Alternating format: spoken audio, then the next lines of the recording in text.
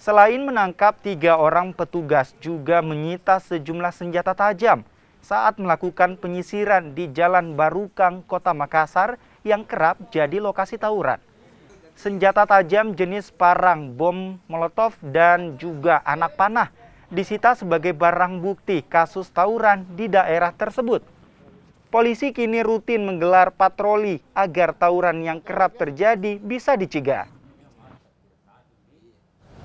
Beberapa kali kami melakukan pembubaran di wilayah Gunung Tanah dan banyak hasil yang kami dapatkan, ya terutama busur, parang, dan alat-alat yang digunakan untuk tawuran. Dan tawuran ini memang sangat meresahkan, ya karena sudah